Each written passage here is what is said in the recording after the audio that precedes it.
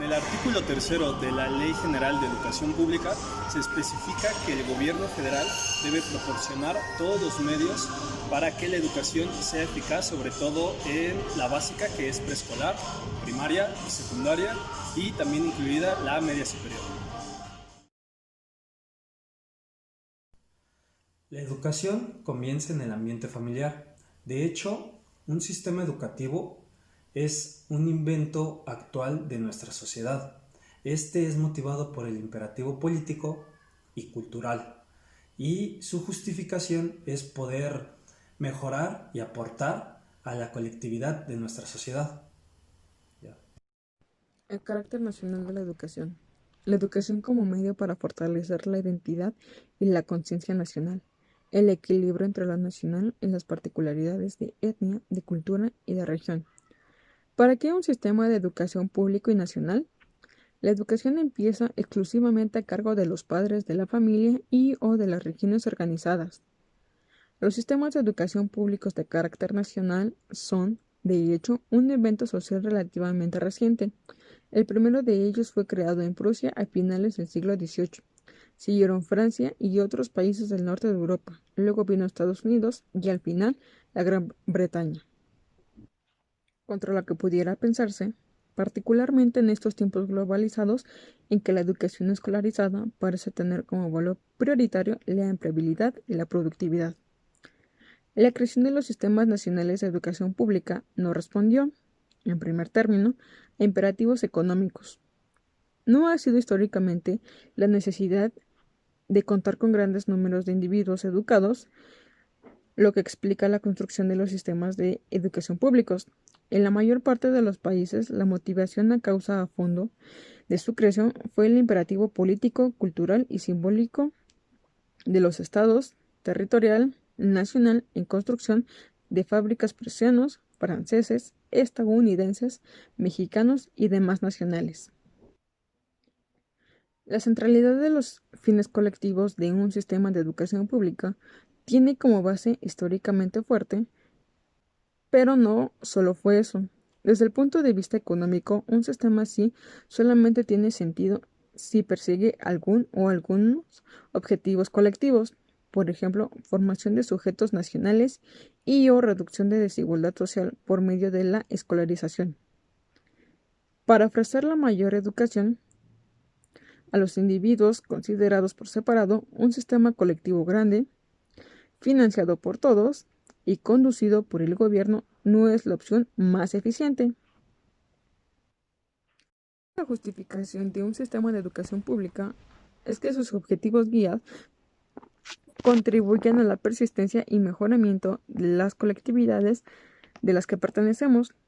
Su justificación central, esto es, debería incluir mínimo los aprendizajes cognitivos para los alumnos en lo individual, pues ello es condición indispensable para actualizar las potencialidades de los sapiens infantes como integrantes del colectivo género humano, pero debiera también contemplar como requisito clave la obligación del gobierno de garantizarlos para que todos por igual.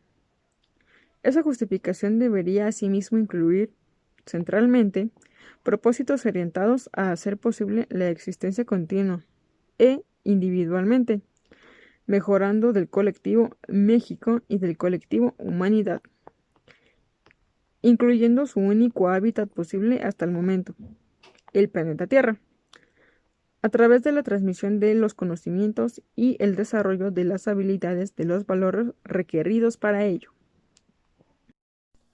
En el artículo 47 de la Ley General de Educación Pública desglosa en 4 puntos principales los planes y programas de la educación, los propósitos de formación general, los contenidos fundamentales de cada asignatura y la secuencia indispensable de las asignaturas, los criterios y procedimientos de acreditación.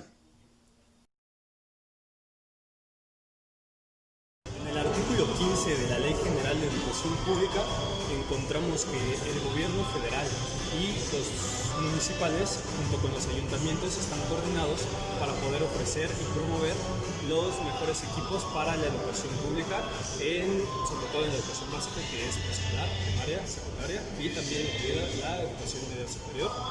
Y aparte tienen el permiso del gobierno federal para poder hacer conexiones y convenios para poder mejorar la educación y llegar a un fin por igual. La lectura con el título del Sistema Educativo Nacional nos dice que el título tercero de la Ley General de Educación consta de 10 capítulos y 58 artículos en los que se abordan diversas cuestiones inherentes al sistema educativo nacional.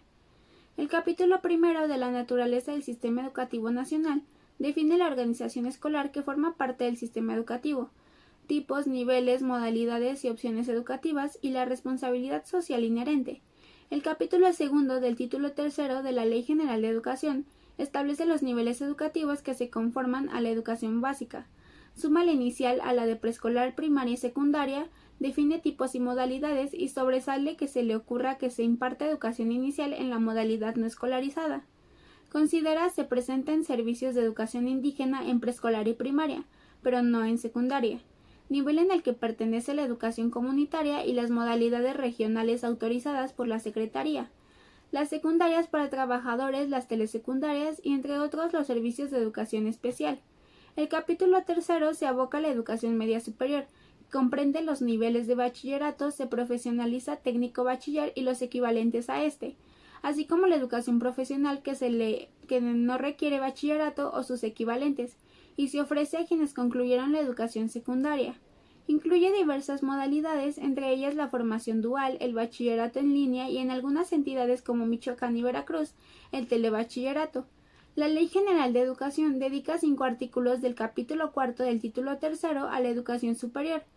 Último esquema de la presentación de los servicios educativos para la cobertura universal prevista en el artículo tercero de la Constitución.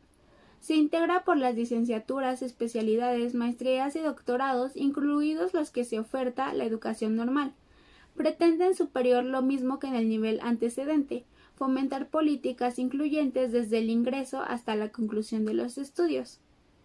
Los capítulos del quinto al séptimo del título tercero abordan los siguientes temas: del fomento de la investigación, la ciencia, las humanidades, la tecnología y la innovación, de educación indígena, de la educación humanista, de la educación inclusiva, de la educación para personas adultas, del educando como prioridad del sistema educativo nacional, de las tecnologías de la información, comunicación, conocimiento y aprendizaje digital para la formación como orientación integral del educando y finalmente del calendario escolar.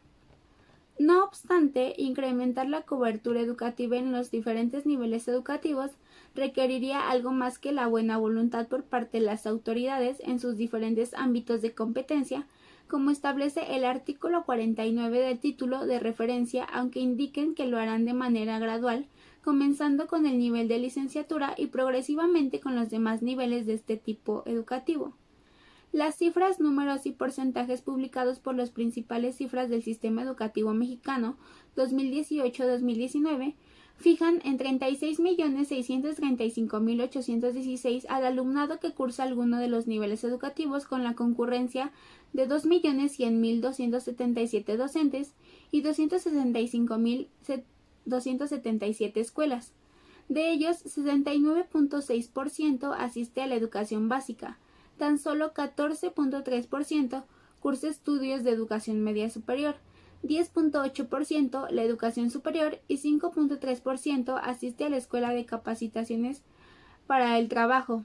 51% del total de quienes asisten a la escuela corresponde al sexo femenino, frente a 49% al masculino.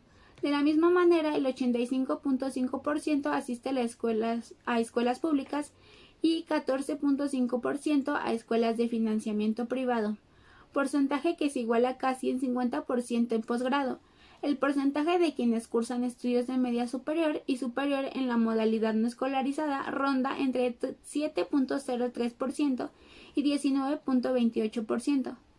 El artículo 50 prevé la creación de un sistema de coordinación nacional de educación superior, incluidos todos los tipos y modalidades que fomenten el intercambio y la movilidad de estudiando y el profesorado.